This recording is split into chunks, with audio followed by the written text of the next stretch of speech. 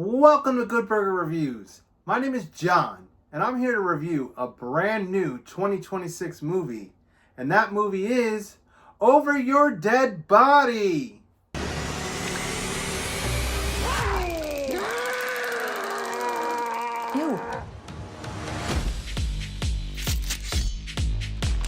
I think you were gonna cut me up and sink me to the bottom of the lake. You wouldn't have felt anything. Oh, okay. Because I am considerate. Yeah, you're real considerate. This movie was released in April of 2026. It is directed by Jorma Taccone.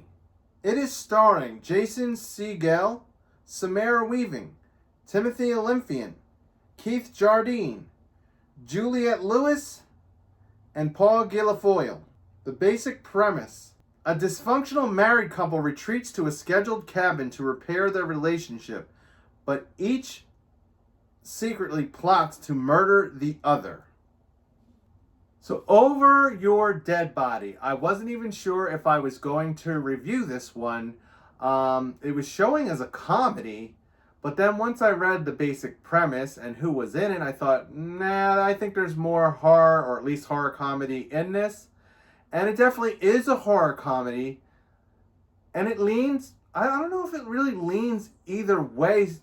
It definitely is horror. So it's not one of those comedies where the horror suffers. So we'll get into the good, the bad, and the ugly on Over Your Dead Body.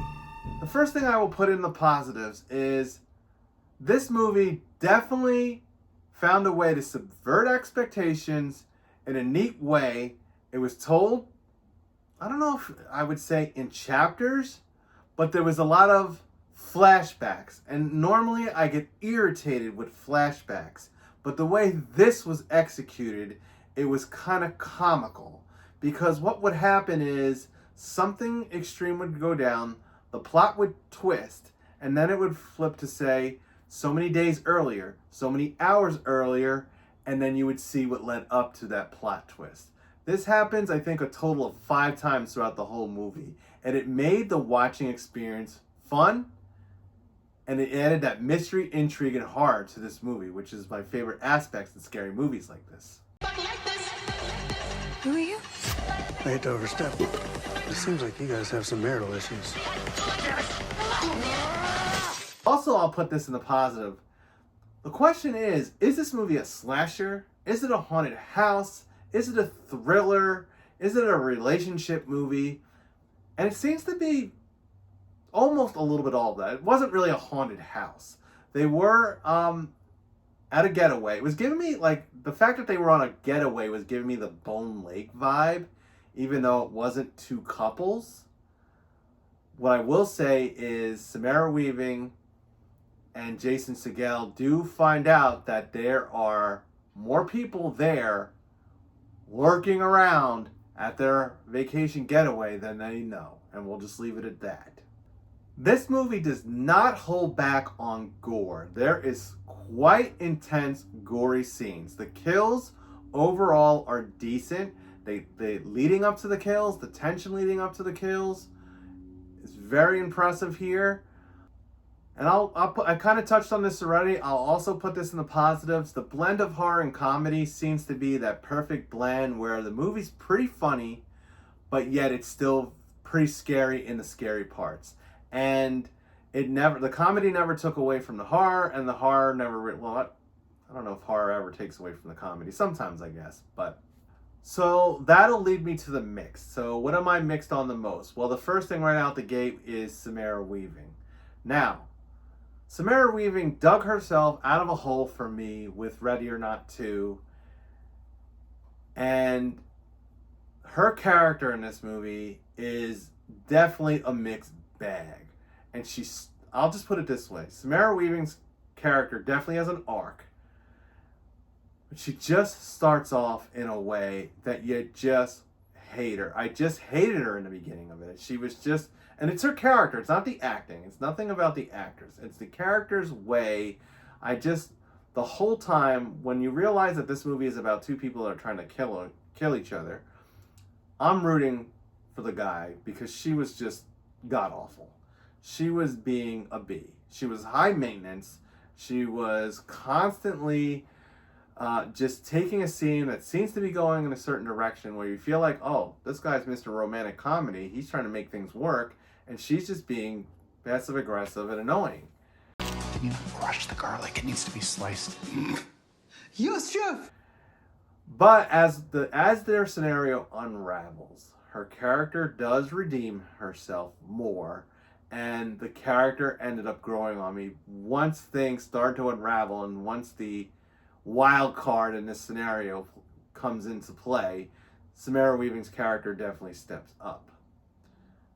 And then Jason Segel's character, Dan, her husband, he gets a little floppy in the second half. Now, I was mixed also on them as a couple because there was an age gap between them, and they didn't seem like the right match at first. And I guess because that's what the movie was trying to make it seem. But I was trying to think, Samara Weaving's pretty young, and I'm like, how is she with this 40-year-old guy already? Like, he was clearly over 40, and I'm thinking... But they basically addressed that because she admits that she was looking for an older man, and she was hoping for maturity, and then ended up not getting it. So, which kind of led to why their relationship was on the rocks, and why overall she wasn't the only problem in the relationship. It just was easier to see her flaws in the beginning, got pretty much because she was to the point where she was fed up, and he was getting fed up as well. And you know, as the plot twist says, it starts to unravel as in a way where they're going to kill themselves. But I thought, there's just the two of them. How in the heck are they going to make this stretch out? Because it seemed like pretty early on, once they were there, they're already attempting to kill each other. And I thought, are they gonna cat and mouse for like the next hour and a half? And that's another thing I'll put in the mix, is this one was long. So, and I felt like at a point, especially in the third act, it started to overstay its welcome just a little bit, just because I thought it could have been wrapped up a little bit quicker, a little bit crisper in the back end. Though the back end is intense. It's not a bad ending. It's just a little clip.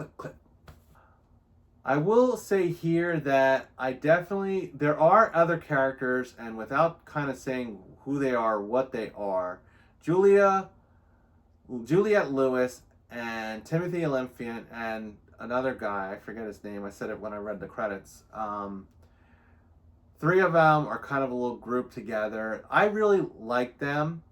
I liked what their role was, what they played, how they kind of blended. Though Juliette Lewis did sometimes work on my nerves. She did the same thing to me in the movie Opus, where I don't know if it's just the way she's written or maybe it's her acting as well, where she just comes off a little odd. She's gonna go in the other room, we're all gonna leave, and she's gonna like do the deed with this big baster. Shouldn't that be cleaned or something? Why is it up here? I'm messing with you! Wowie! Debbie, So knock that off. funny. She's gonna use a medical device. There's two other male characters as well. So Dan, the main guy, he has a friend, which the friend I wasn't a fan of. And then his dad, who I was completely a fan of. His dad is part of the opening. His dad also comes towards the end. And I will say, his dad had some of the funniest parts in the movie. He definitely wrote on the I'm the grandpa, I'm the old man, I'm the old war hero. He was a boomer lecturing Gen X on how weak a generation Gen X is, because they don't have they have no wars that they fought in. So this will bring me to the negatives. So in the negatives, I will put okay, so even though I said some of the kills were really good, this has been a common theme, which I griped a little bit about when I did my Scream rankings. But characters who should be dead that aren't dead in a movie. Now, most of the time, Scream's guilty for bringing them back for the next installment. Well, this movie had just a couple people who I thought, man, they're dead. They can't be waking up and jumping up for more activity. And then it was also combined with what they were doing as well. I felt some of these people who were stabbed or shot at or were missing complete extremities, I'll just put it that way, still function fairly well. There's a scene where a guy who lost fingers is basically being pulled by a boat and holding on with both hands, and I just thought some of the suspension of disbelief is in what these characters can endure. And it's okay because, I mean, in this one it's a little bit okay just because of the overall premise, the overall wackiness that kind of does go on in this one. And then one last thing, and I don't even know if I'm not going to put this in the negatives, or I guess I should just back it up and put it in the mix, because there is a scene in this movie that is disturbing for odd reasons, and I will definitely elaborate on this scene in spoilers. All I'm going to say is it reminded me of a disturbing scene from Pulp Fiction. Enough said.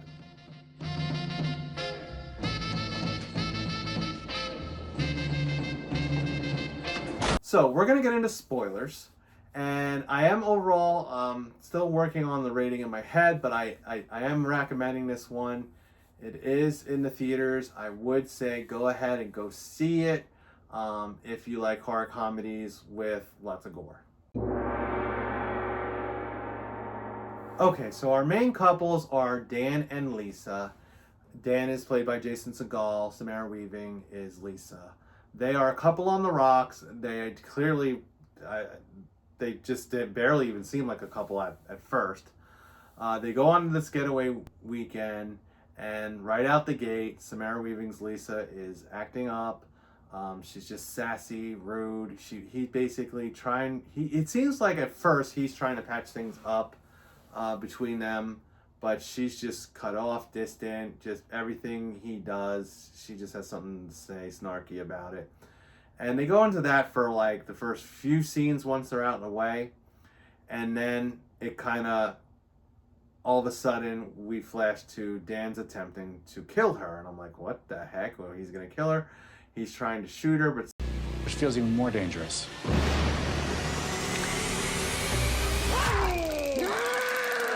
Somehow she knew about it, and she had a taser while she was rehearsing her line. So Dan's a director and Lisa's an actor, and part of their problems is that she was never casted by him in any of his pictures, and she didn't like that.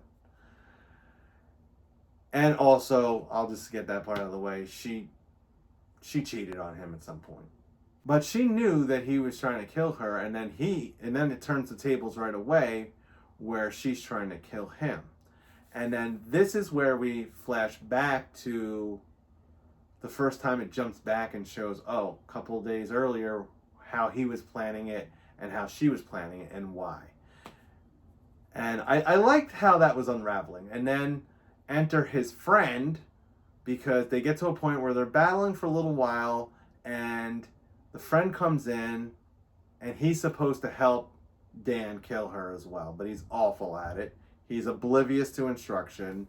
The plan gets defoiled and nothing is working out right. And when he enters the scene, it's another backup of what happened. How did he get involved? Why was he involved in trying to kill her? And it basically was all premeditated on his side. I will give you $1 million. Shoot him in the fucking face! Oh, fuck you. So they cat and mouse for a while. They have this big rifle that they're fighting off with about, and then they end up together accidentally shooting his friend, the one that I didn't like, because he was just awkward. I mean, he was a ex-con or something. Something was off with him, and he was just rough. He was not a girl's delight when it came to picking a mate. And they kill him, and then it was kind of like he pulled the trigger, but she was pointing it at him, so they were kind of both on the hook, and it was like, oh shoot, what are they gonna do? So it's like they're still trying to kill each other, and the reason why they were killing each other was for the insurance money. And he had lied to his friend about how much the insurance money was, so they kind of bicker back and forth, and kind of she tries to pull him on his side and so forth, but that all goes to crap because they shoot him.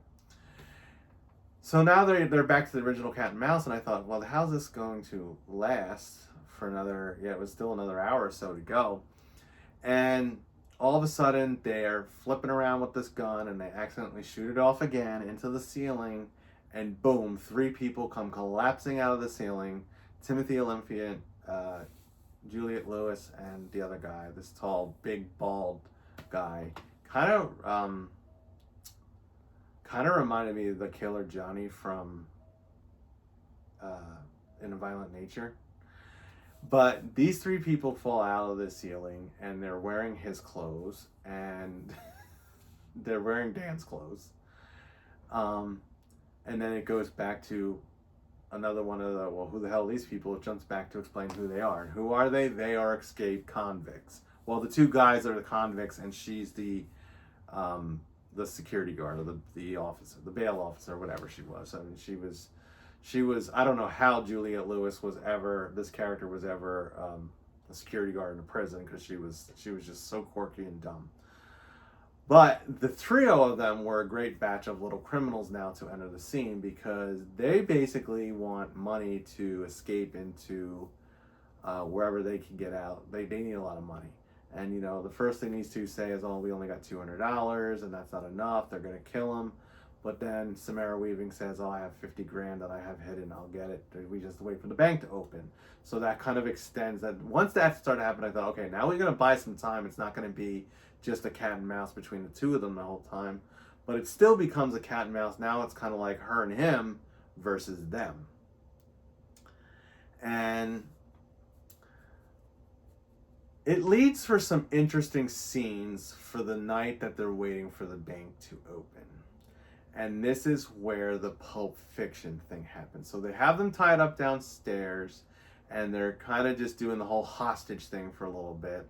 And they decided that they wanted to play a game that they played in prison. And the game in prison is you draw a circle, and then it's funny, I saw a double feature, and both movies involved drawing a circle. But I won't say what the other movie is because that review will come out second. But they draw a circle, and the whole idea is the 2 guys go into the circle, and the whole point of the game is who can escape the circle before the other one sticks it, basically screws them. You know, and I thought, oh my God, what type of jail game is this? And they decide that the big Johnny looking guy, the bald one, the big, most intimidating looking one, wants to play the game, not with Samara Weaving, but with Jason Segel's character, Dan. And this is where I was getting this whole Pulp Fiction, because it started to literally play out like that one wild scene in Pulp Fiction. Y'all know the scene. Those of you who've seen it, I don't need to get into that scene, but like literally this starts to happen. But like it gets intense, and that's why I was mixed on it, because like it gets intense for a while, but then it just kind of comedies out where Johnny's like, yeah, not gonna happen. So like the game ends before there's a real succession of the game. No one wins. But it just, for a few moments, like, oh, Dan is purely tortured. Like, I mean, they get pretty rough with each other.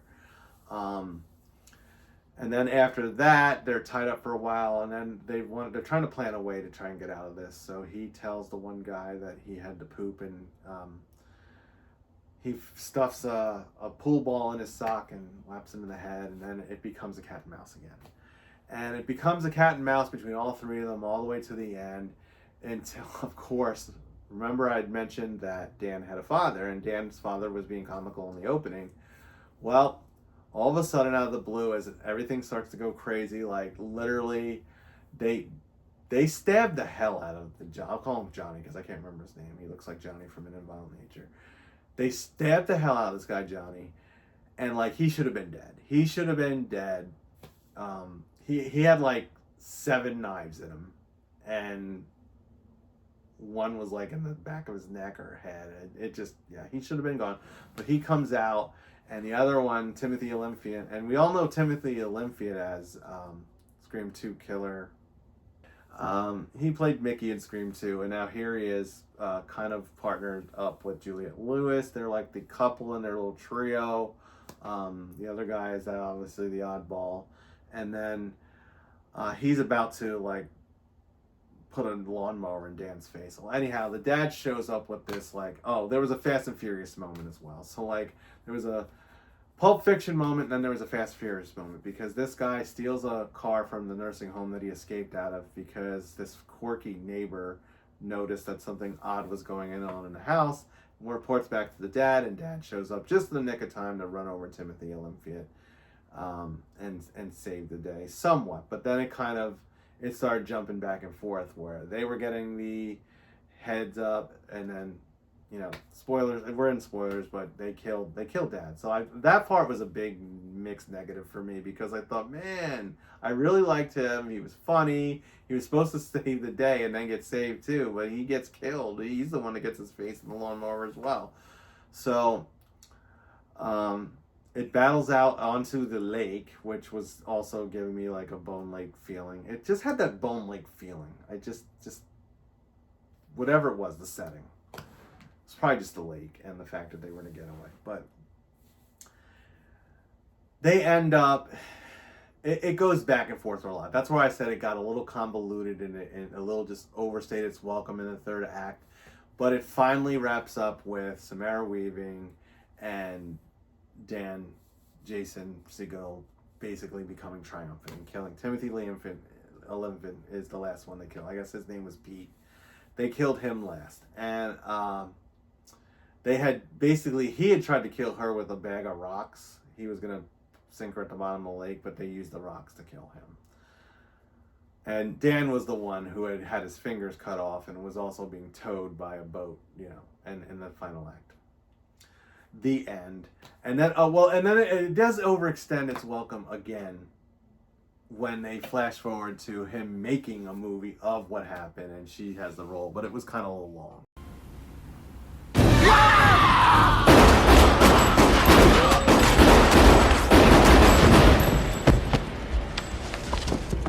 Okay, so we're going to get down to business on this one.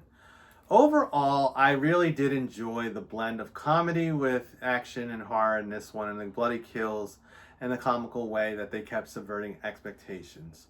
So I'm going to end up giving Over Your Dead Body a good burger. And don't forget to like, subscribe, tap that notification bell, all that jazz, and stay scared of those criminals who are hiding out in your vacation home waiting to slaughter you.